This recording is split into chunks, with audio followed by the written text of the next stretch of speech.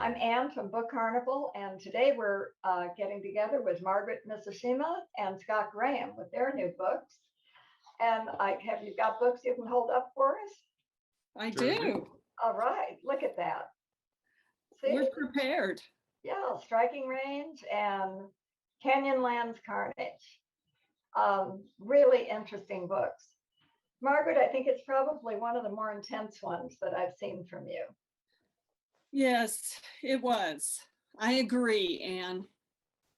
It became pretty intense, especially at the end. Yes, it's. I've always enjoyed your books, but you really got your characters into situations, and it really built up much more than I had seen before. Very exciting. Oh, well, good. Yeah. And Scott, you do so well with these different landmarks and areas that you set your stories in. You must really love the area. I hope it comes through in my writing, because I absolutely do. And absolutely, one of the things I'm trying to do is have each national park that Chuck Bender and Janelle Ortega go to solve their mysteries be almost a character in and of itself. Oh, you're very successful at that, I think. That's great. Well, they're wonderful. They're wonderful places. Not everyone gets to go to all these parks. I get the privilege of doing so and then writing about it. So I want, as much as I can, to have that park come alive. So I'm really glad to hear that. Oh, yeah, it does. Do you, are you still able to go to these places like in this past year? Absolutely. Yep. I'm starting on the next book, which is Saguaro Sanction, and I actually spent a week down there. It was kind of a nice COVID escape. My wife and I were able to go down to Saguaro National Park outside of Tucson, Arizona, stay in a campground in the middle of the winter where we'd been kind of locked down in Colorado in the mountains. And we were able to go down there, spend this wonderful week experiencing Saguaro National Park, be out in the outdoors. As many, I think, viewers here know that, if you're down in the South in Southern California, I mean, you get that all winter. And I was able to go down and enjoy that and appreciate the park, and then come back into lockdown and have that park fresh in my head to start the writing for Saguaro, the next book. It sounds ideal. It was wonderful. It really was. And it's amazing how important that is. You're asking about visiting the park. There's only so much that Google Earth can do for you. I mean, being there right before I start to write, and these are parks, a lot of them that I've visited many, many times in the past, but to be at that park for a few days right before I begin writing, I've found makes all the difference as far as how real it feels in my head. And therefore I feel how real I can make it on the page for my readers. Margaret, do you do the same thing? Well, I was just going to say real quickly, I always enjoy reading Scott's books because I get to go places that I don't normally go. And because he takes us kind of into the backcountry and places that I wouldn't be able to hike in, or for instance, in Canyonlands Carnage, I wouldn't be able to float down a river. That's just not something I want to do. I'm with you on that one, yes. It's so much fun to be able to do that in Scott's books. As far as my setting is concerned, Timber Creek, Colorado is a fictional place in Colorado, but I grew up in a small town in the San Luis Valley of Colorado called Saguaro. And Saguaro was surrounded primarily with agricultural area.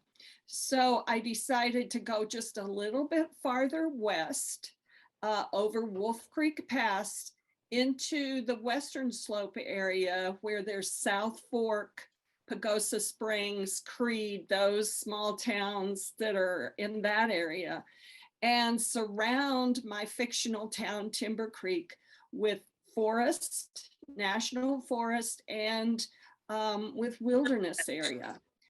And the whole premise of the series is that drug trafficking goes through the national forests. And believe it or not, that is a problem in Colorado. And forest rangers now have narcotics detection dogs, and various jurisdictions in the rural areas have tried to beef up their law enforcement departments with narcotics detection dogs primarily. I and have read patrol dogs. recently that that has really become a significant problem in any of these areas. It's really hard. I have to take you back just a little bit. The name of the town, Saguaro? How do you spell Saguaro. that? How do you It's spell that? spelled, it's spelled Saguache. So, and it's pronounced Saguache. Interesting. I had not heard that before. It's at the northern part of the San Luis Valley, and lots of cattle ranches in the area. The San Luis Valley is kind of famous for their potatoes and lettuce growing, but that's a little farther south in the Saguache area. But I grew up on a cattle ranch right outside of town in Saguache. Wonderful. So you're writing about an area you've created for your book that you know extremely well. Exactly. I've been through that area west of Del Norte, Colorado, where you go over Wolf Creek Pass. We used to ski there as teenagers on that, in a ski resort on that pass. And then the other thing I really like to do is put that small town element into the books, because Timber Creek is a very small town, and so is Saguache. And my mother was public health nurse in Saguache County, attended gunshot wounds, attended suicides, she delivered babies. So, you know, when you're in a medical profession in those kinds of areas, you kind of do it all. Of course. Yeah. And they get to count on a person like that to be there for them. Yes, it is very important. It really is. Of course. Yes. Mm-hmm. Do you find, is it still so limited as far as medical care, or is? Well, actually, in Saguache itself, they have the public health clinics. There's still, to my knowledge, there might be a public health doctor, but I don't believe there's a private practice physician there. Around 30 miles away would be where you'd go for a doctor's office. In Salida and also in Del Norte, they have built very nice hospitals. And so there is better medical care about 35 to 45 miles away. Which sounds like a tremendous distance to me, of course, because I'm used to the city. Right.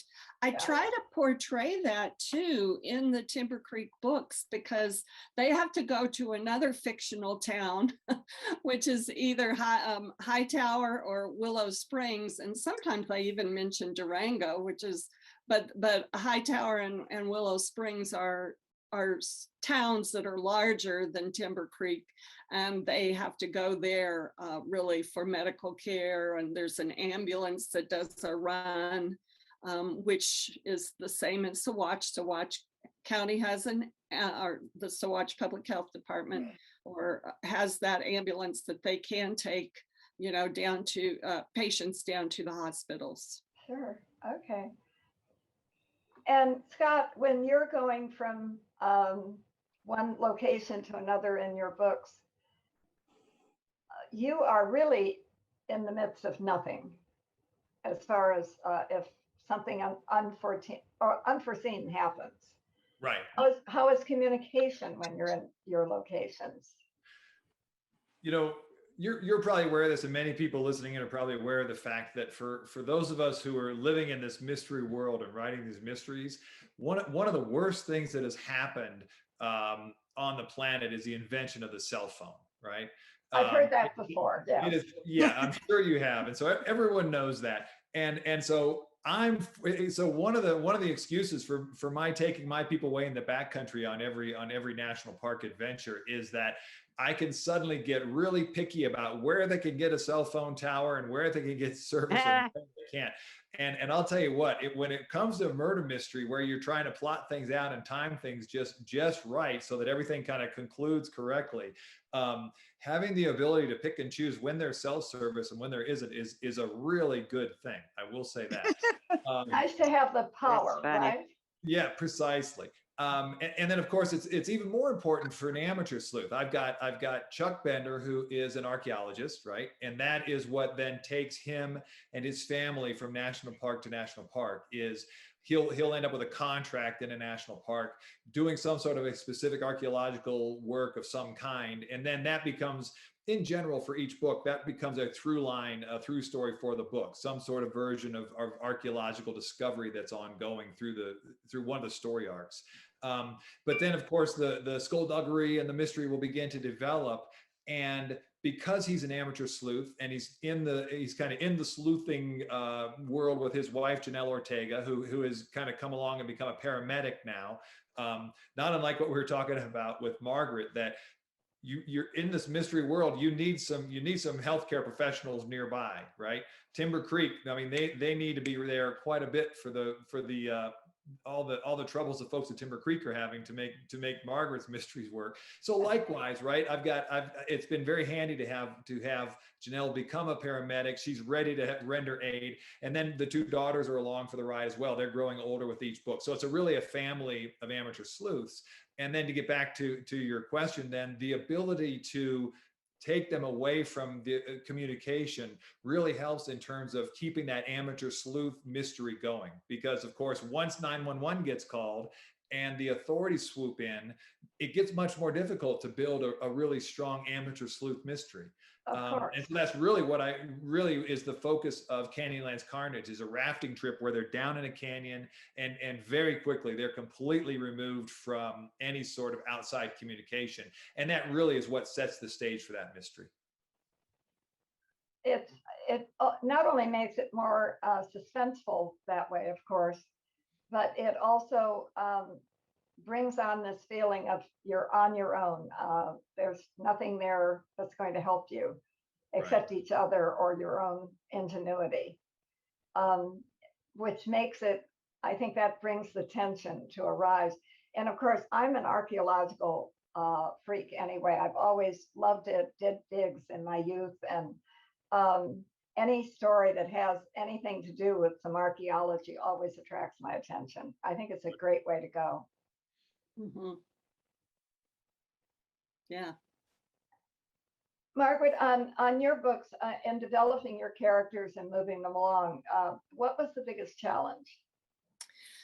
I think the biggest challenge was getting into Maddie's work. So I have the two characters, Maddie, the deputy, who is a canine handler, and then I have Cole Walker, who is a veterinarian, and Cole is Maddie's dog Robo's doctor, and he's also Maddie's love interest.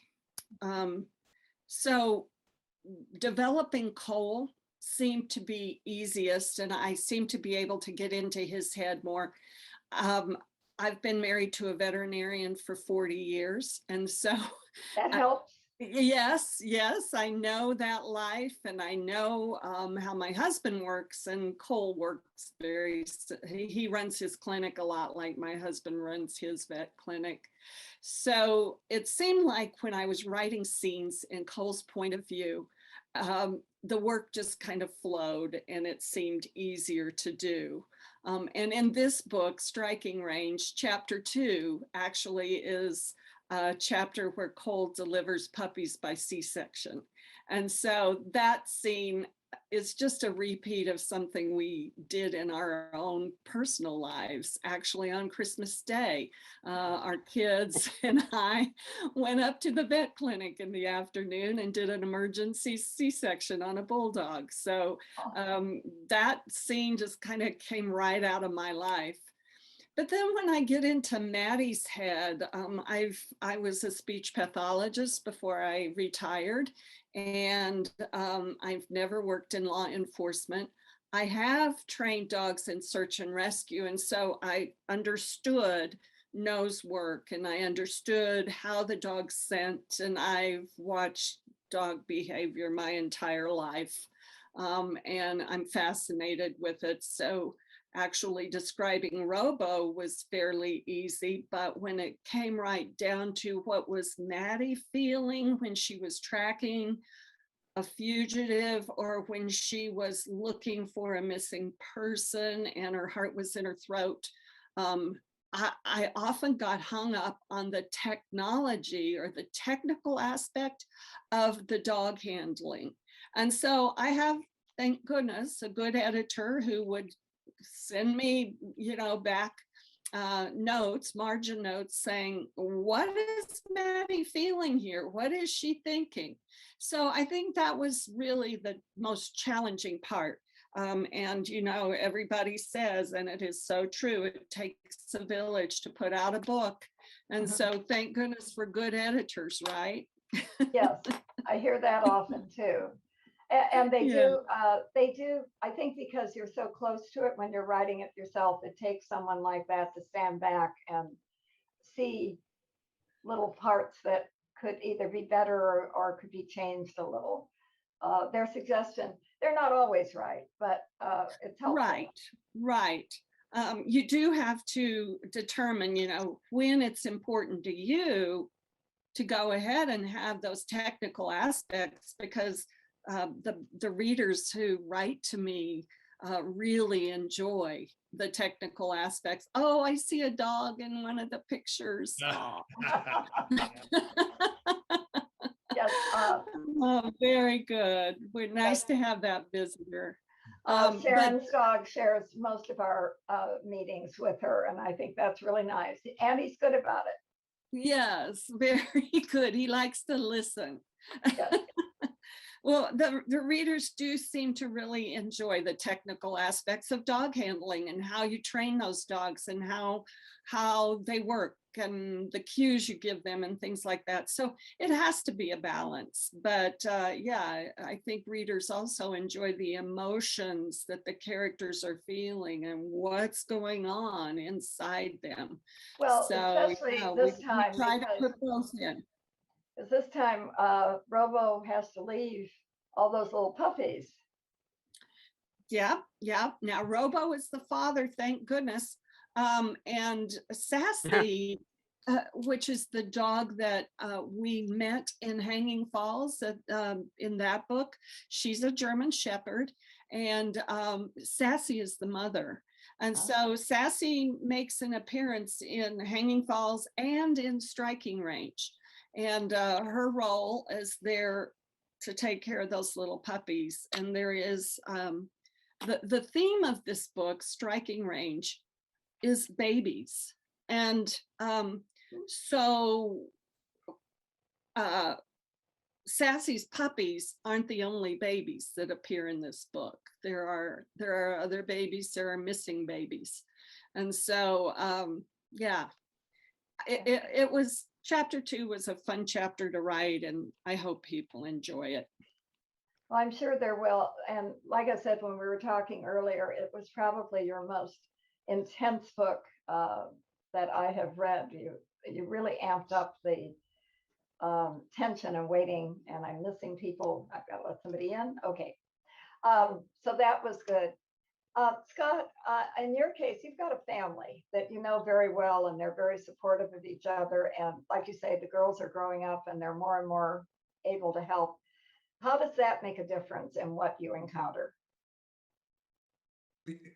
I went into this mystery series with the goal of having happen what I'm enjoying have happen. Now, how well it happens or not is up to readers to decide. But the idea that I had was to start with a single character. Okay, my archaeologist Chuck Bender, who was an established bachelor, middle-aged, well into his 40s. He had a nice life going on his own as an archaeologist. He would go off and do his archaeological digs. He would come home and do his work in his nice small town in the mountains in Colorado, and then happenstance brings him and Janelle together. They fall in love, and all of a sudden, this guy who's been an established bachelor is not only married, but he's got 2 young stepdaughters who turned out to be quite precocious. And the thinking was to kind of throw the whole kitchen sink at this guy and then just kind of let it develop.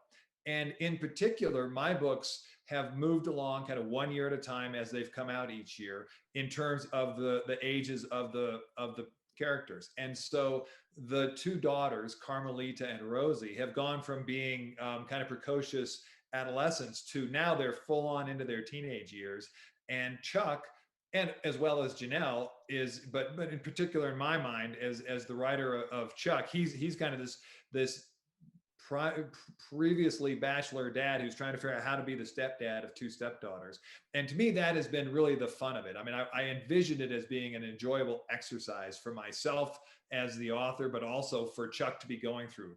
The idea that not only is he trying to keep everything together as a professional archaeologist, not only does he keep running into these murder mysteries that he has to solve and that happen to be occurring right when his family is there with him, helping him solve them, and everyone, becoming in danger as a result, but also he's having to deal with what is it like to be a stepdad, and what is it like to raise a couple of teenage stepdaughters. I was fortunate to raise a couple of sons, to be the dad to sons, and I thought, well, this is going to be fun to have some daughters instead, because I'm wanting him to play that fish out of water role. And clearly I'm a fish out of water when it comes to raising daughters. And that's, so for me personally, that's been really fun. And I hope that comes through on the page for the reader as well, that it's a challenge and it's difficult, but it's one that I set out for myself, that it would be difficult. And so it's been a really fun exercise for me. No, I think it's come across really well. And let's face it, we ladies can be a bit more of a challenge than the sons can be.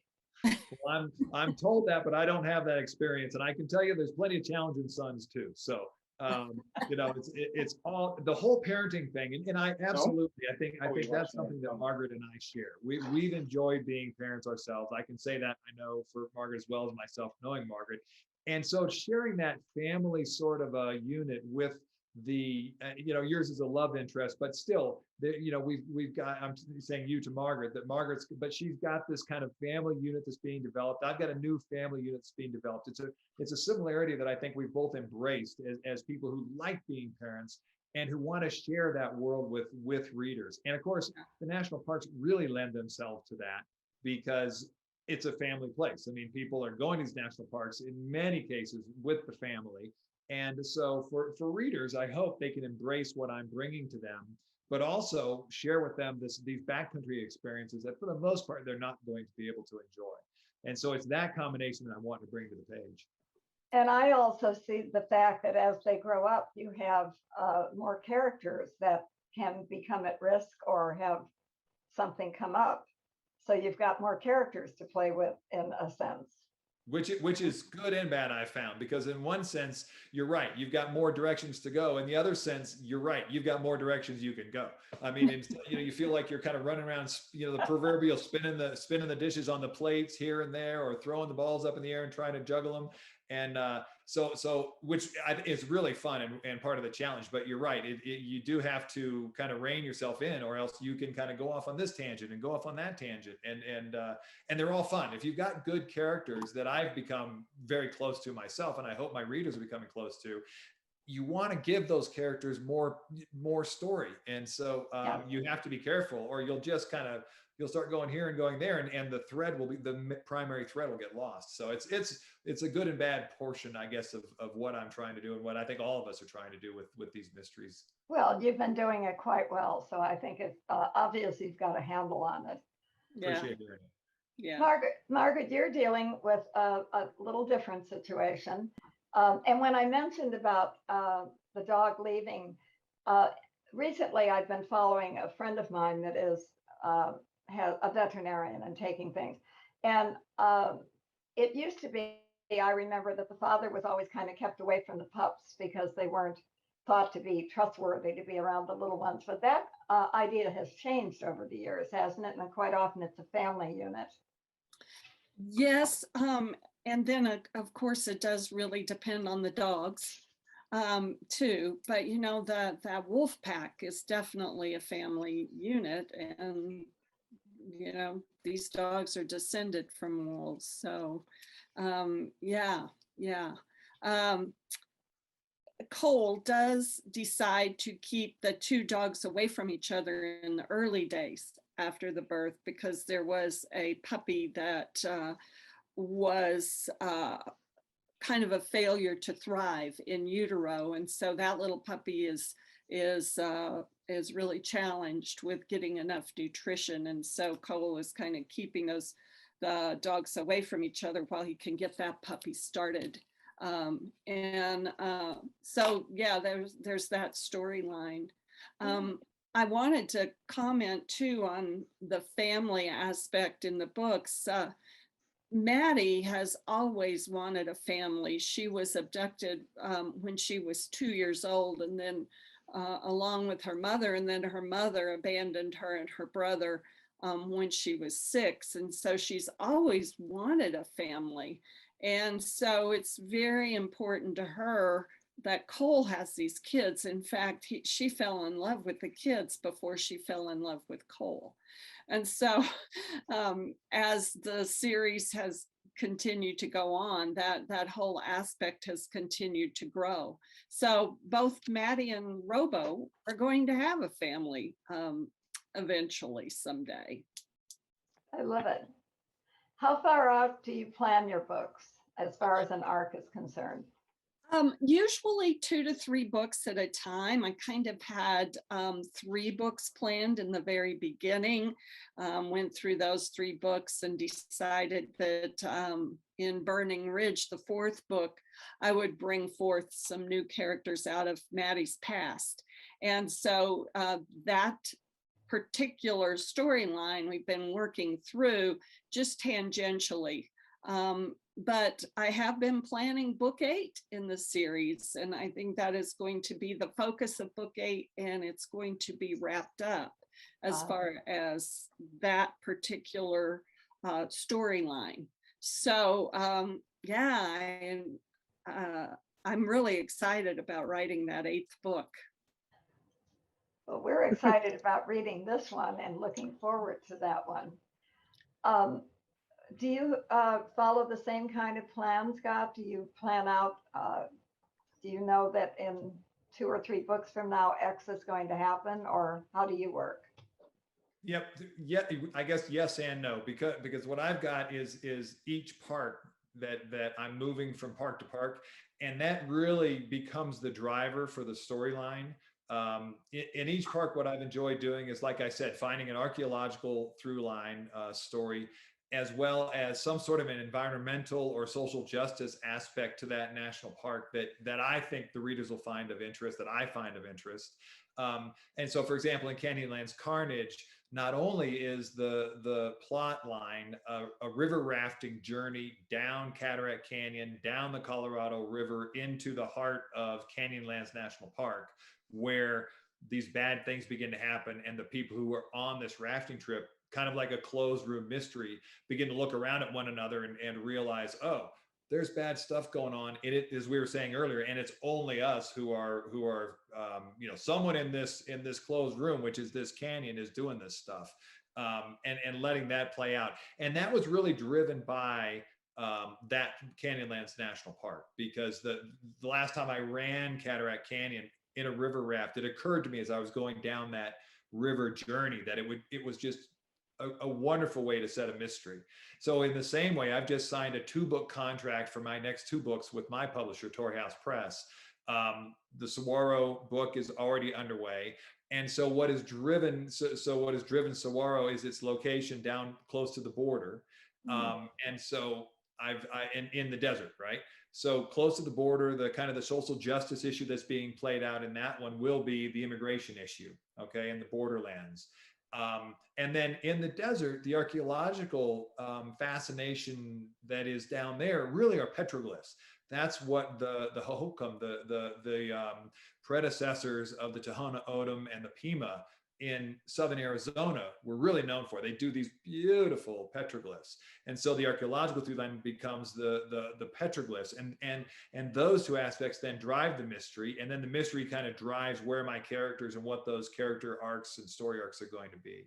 And then the book after that is set in Death Valley, and it's called Death Valley Duel, and that and again, because the setting is so specific and has so many very unique qualities to it, I'm using that setting to develop the story arcs, and then my characters will then be forced to grow and change through the crucible that is set before them in that story.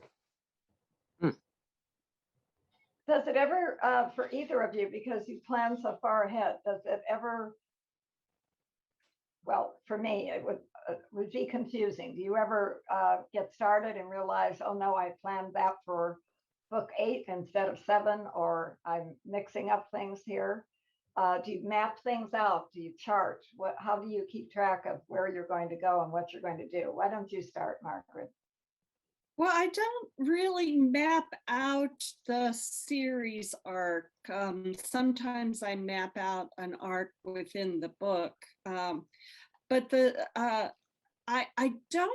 don't really get confused about what's happening in the future, but sometimes I get confused about what has happened in the past. So I do keep outlines and synopses of what actually happened in each of the books. And sometimes I have to go back and take a look at a character that I might have introduced before and I want to reintroduce in a later book. For instance, in Striking Range, the Colorado Bureau of Investigation character comes back, and he had been in Burning Ridge. A lot of people come back in Striking Range. There's a lot of past that comes back to haunt Maddie. So that kind of thing, I think, is a challenge for me. When I first started writing, so in the early days of Killing Trail and Stalking Ground, yes, I would have to say that I really had trouble sorting out what should be in the first book and what I should hold back for the second book. But that's like kind of sorted its way out. And at this stage, the books just pretty much just kind of fall into place and come together a lot more easily than they did in the early days. They're still tough to write, to sit down every day and write what your word goal is for that day. But I think they're coming together a little bit better. So. Oh, well, they're wonderful. Oh, thank you. I'm really interested to hear that, Margaret, because that's such a similar line to what I've been through. So that's fascinating, because Margaret and I are both on our books 7 in our series. And it's really interesting. It's almost like your creative arc. It almost sounds like you're talking about me, because when I first started this wonderful journey of wanting to write mysteries and trying to write mysteries, the first couple of them, I just kind of wandered. It was like, yes, I'm trying to take my readers into the wilderness, but I mean, I was in the wilderness myself. And I was just wasting so much time, and I would go here and I would go there, that finally with my 3rd book, I said, okay, I'm going to be one of those outliner mystery authors. I'm going to be the best outliner there ever was. And I spent about 3 or 4 weeks. I was going to develop this outline. It was going to be great. And it just didn't work for me. My brain just did not like that. And so I ended up kind of wandering in the wilderness again. But with each book, I think your brain starts understanding how that flow works and what you're trying to accomplish. It's like anything we do in life, right? You do become better through repetition. If you're, as Margaret says, it's hard work. You're working hard at it. But it's to the reader to determine if the quality of the stories have gotten better. But I can say that the repetition has made the actual creation of the story easier and smoother for me. And I'm not going as much off on these wild tangents I used to. I'm able to kind of know where I'm going and and I'm sure what's going on is that there's an outline that is developing in my head, even though I tried to outline and I couldn't. And the result has been, for me, a much more pleasurable experience. Even as Margaret says, it's hard work, but it's hard work that is the most satisfying and the most enjoyable thing I've really ever done in my life. And it's something that, as a result, I hope comes through on the page for my readers. But it's a fun. I just feel like it's a privilege and honor and a fun game that I'm getting to play. And I hope others enjoy kind of playing along with me, I guess. It sounds ideal, doesn't it? And it we is. can't all say that about what we're doing. I want to remind everyone that's here that the chat room is open. Please, put up some questions. I know you all have some, and there's things we haven't touched, I'm sure. You're both, as long as I've known you, you have both signed together because you've, from the time I took over Book Carnival. Has that always been the case? Oh, when did we start it, Scott? Was it around Hunting Hour, our third book? It was about third. I think it was the third book, third or fourth. Yep. Yeah.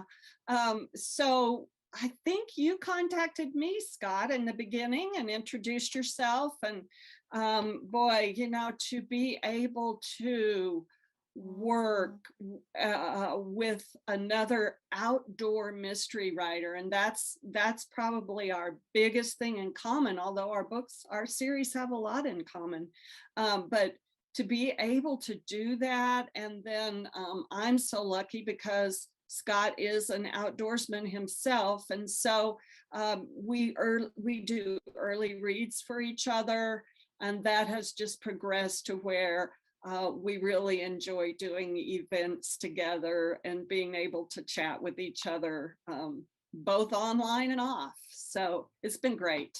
I think that's just wonderful. I think reaching out to Margaret was just kind of a shot in the dark. I mean, I saw her work. And of course, I feel like in a lot of ways, people who may not realize this who are listening in, because she's a force in the mystery world, especially in the Rocky Mountains. But Margaret is now on the national board of the Mystery Writers of America. And congratulations. I mean, yes, she's winning award after award, deservedly so. Her series is just this wonderful thing. And so I was, I saw she was from Colorado. I saw that she was really active in the mystery community. It was something that was fairly new to me. And so I have to say, reaching out to Margaret was one of the more fortunate things I've ever thought to do, because it really has been not only fun, but extremely educational for me. I've been able to learn from Margaret, and then for us to be able to share our manuscripts back and forth. Margaret has helped me with the cat that has come into my series. I've got a stray that was picked up in Arches National Park.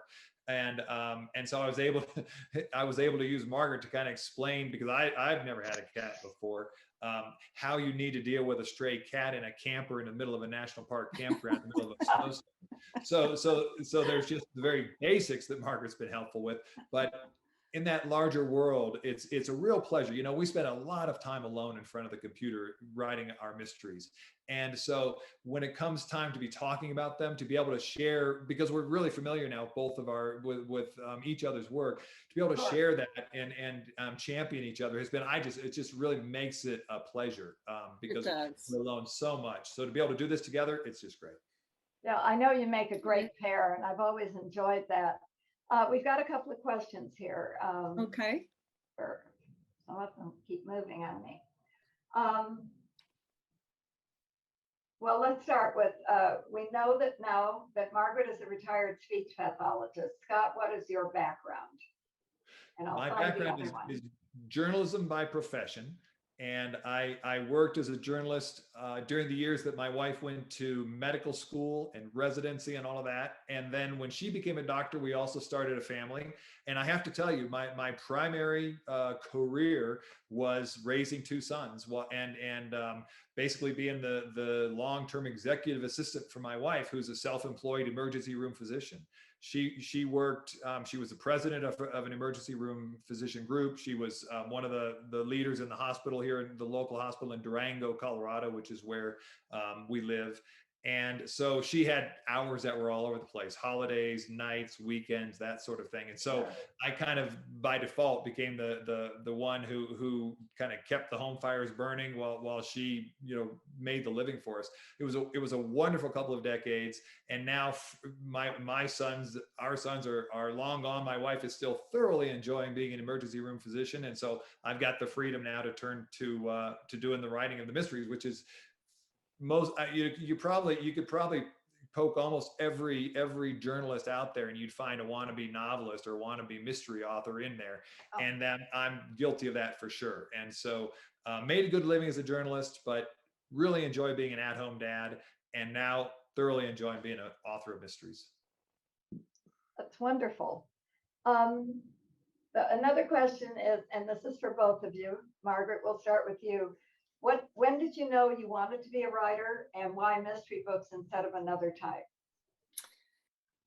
It's so interesting, but I think I have wanted to be a writer most of my life. I I went into speech therapy out of high school because my mother and my high school counselor got together and had me assist a speech pathologist that would come to our school about once a month, and she would set up a program for children in the community who needed early intervention. And I would follow through on the lesson plans during one of the periods during my day. And I just fell in love with that type of work. But even in doing that type of work, I wanted to be a technical writer. And so I was writing articles and things like that.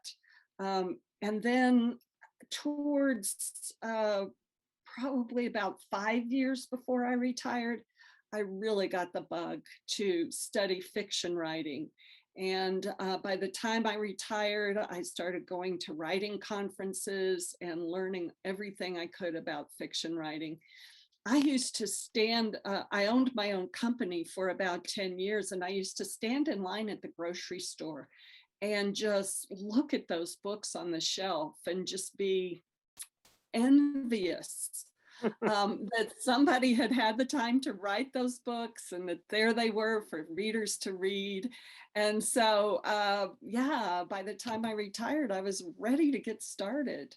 I did write other genres first. I tried my hand at mainstream.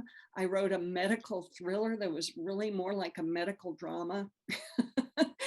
I tried my hand at romance, tried a lot of different things and didn't pick up, I picked up an agent for a while, but she couldn't sell any of those. And so we kind of parted ways. And then one of my relatives said, why don't you write a mystery? And I was like, because I don't know how. Mystery writing is hard. You have to plant clues. You have to, you have to really develop this puzzle for your readers. And so started going to conferences again and attending those how to write a mystery workshops. And Killing Trail was the first mystery I wrote. I didn't get it right off the bat. I had lots of editing help. I ended up rewriting about a third of the book.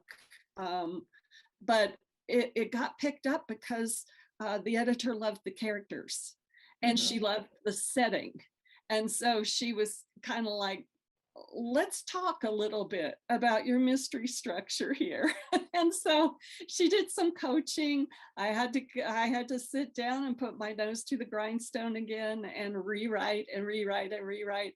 And then, yeah, by the time I wrote Stalking Ground, I kind of had that template in my mind, like Scott is talking about, so that it fell into place better than Killing Trail did. But that's how I got started. That's wonderful. It's so good to have someone like that, the editor you're referring to, that didn't allow you to become discouraged. Yeah, I was very lucky. Yeah. Yeah. And Scott, what about you? Well, similarly, I have loved putting words together my entire life as well, and have had that dream of being a writer really for as long as I can remember. I'm fortunate to be the son of a couple of college professors, including my mother, who was an English professor, and so I was raised, in that world with just all the books around me all the time, wonderfully so. And then, I was the editor of my junior high school newspaper. I remember I was the editor of my high school newspaper. I was the editor of my college newspaper. I went right into journalism out of college. And as soon as I was done with college and I was writing journalistically for a profession, I was at night. Same thing, Margaret, as you. I was writing thrillers that weren't very good, but I was delving into fiction. And then when I got to be a stay-at-home dad, I tried a little bit of fiction, but the truth is that fiction, it's hard. It takes everything, is what I have found. And so I wrote nonfiction instead. During the time that I was an at-home dad, I was also doing nonfiction books. So I did like 5 nonfiction books over the course of the time that I was at home with the kids.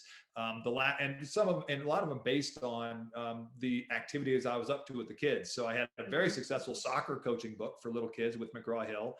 And then I wrote Extreme Kids, which is all about doing outdoor activities with your kids, that won the National Outdoor Book Award. And it was really the strength of that big national award that was able to kind of give me the kind of the platform or enough of a feeling that I could go off and do mysteries. At about the same time, my sons were like, okay, you've been soccer coaching us and helicopter parenting us enough, we're on our own.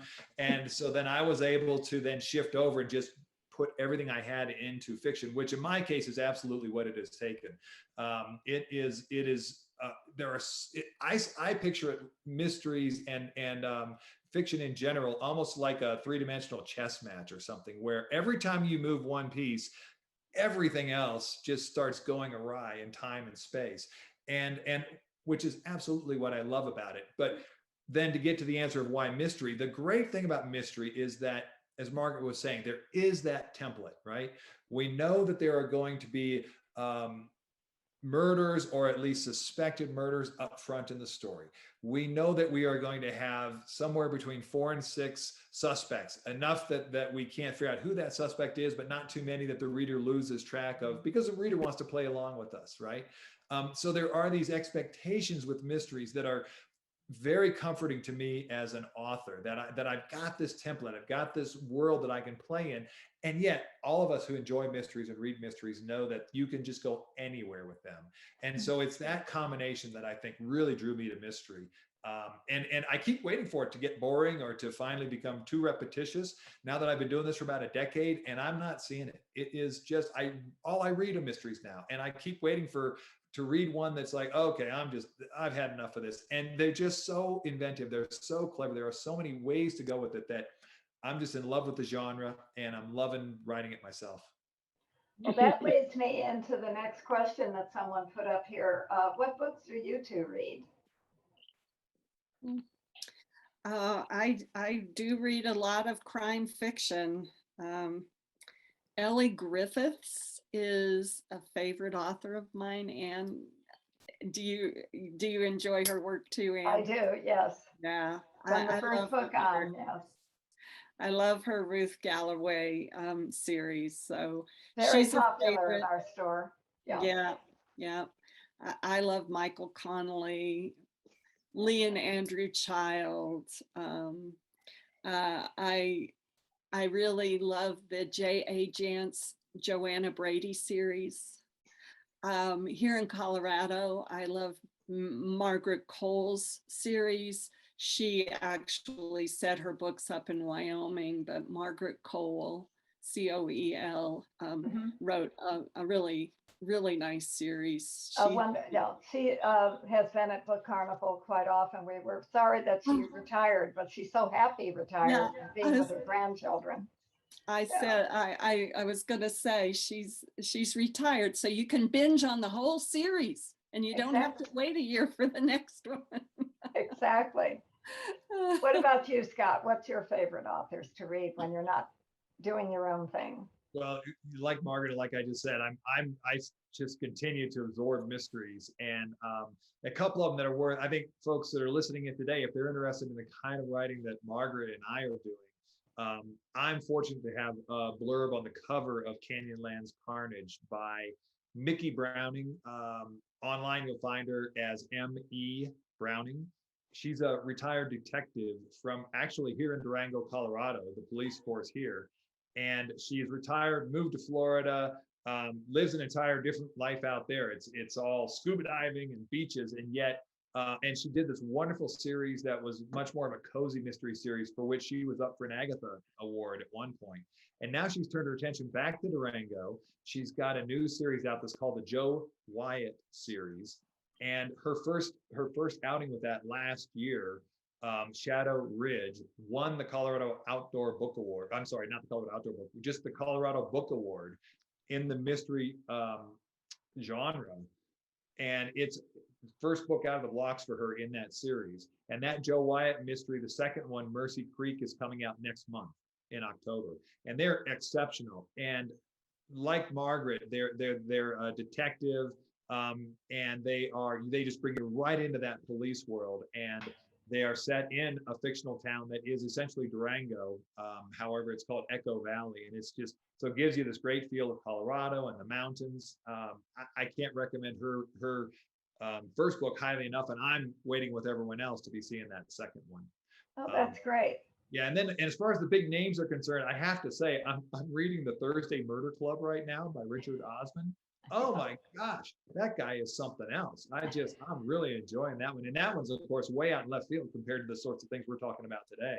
Exactly. These old folks in an old folks home in England. But oh man, has that guy got the ability to paint people on the page. I'm really learning from him. And I can't believe I am. I mean, he's so successful on television. He's so successful as a comedian. And here he walks into this world and he's just like, bam. And his new one's about to come out too. So I can't wait for it. And then we have another question that I think is very interesting. Barbara says there are national, oh, look at that beautiful cat.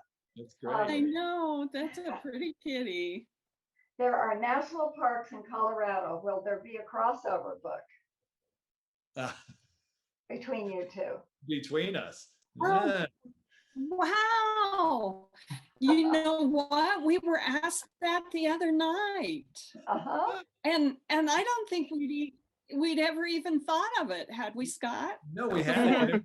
It's such a wonderful idea.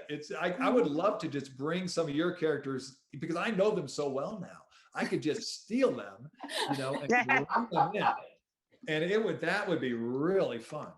We want to continue this partnership on good terms. So let's figure out how you can do that without. I think Chuck and Janelle are probably wanting to stay away from Timber Creek. It's a really dangerous little town. Exactly. They get into enough trouble in the national parks. Well, that's the thing. I mean, on the other hand, they're going to want to stay away from the national park. So they may think, okay, we're going to go take a nice little vacation in quiet little Timber Creek, and then boom. I like it. I like that a lot. That's wonderful. That's been brought up a couple of times now. It's going to get planted in there, and It is. Yeah. Any more questions? What else would you like to tell us? And any more questions from people?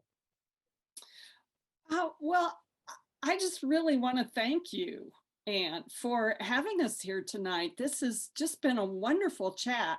It's always a pleasure to talk to you and visit your store. And I hope we can really come and sit down and have a cup of tea and actually visit your store someday. Well, that's my hope. When are the next books coming out for each of you? Spring of 2023. Oh my goodness. And that turns out to be true for both of us. We've both been on a track where we were kind of coming out with one book a year, and then COVID, of course, kind of threw everything into mix up. And so I think both of us now have ended up with a fall book. My book last year, Mesa Verde Victim, which is set in Mesa Verde National Park near Durango, ended up having a broken release because of printing problems and all of that. And so the ebook came out and then the printed book. And so there's been so much upset with this whole thing, but I'm like Margaret getting back with my publisher on a spring schedule. And so it'll be spring of 2023 for that. Saguaro Sanction is the name of that book that'll be coming out in spring of 23. Well, hopefully those will be in the store live and we can enjoy you. But I was thinking 2022, 2023 just seems so far off, doesn't it, right now? It does. And it is far off. My husband and I are hoping to move, although we haven't been able to sell our property yet. So that was part of why I asked for more time between book 7 and book 8 and Striking Range book 7. And although Scott's always Johnny on the spot with his book titles, mine is still called Book 8. I don't know what the title is going to be. But you have to finish it, and then something will jump out at you. That often is the case. But moving and trying to write, I can't imagine doing that. I know. We've done a lot of the prep work. So hopefully when it comes right down to the move, it'll be quick and dirty. But yeah. Yeah, well, I hope so. Yeah. It's wonderful having both of you today. I don't think anyone has, nope, we've gotten thank yous and how much they enjoyed the event. Oh, thank you for coming, you guys. Thank you. We really appreciate your being watching. here. It's Well, we love it, but and I can't wait we'll aim for 2023, although I can't get my head around that quite right now, but we will, and look forward to the next books. Thank you so much, both of you, for today. Thanks, everybody, for coming. Thank you all. Bye now. Bye. Bye. Oh, and your books are in the store, of course, for anybody that's interested. There I they always are. forget to say that. There we go. I like that. That's a good way to end. Thank you. Bye-bye now. Thank you. Bye-bye. Bye.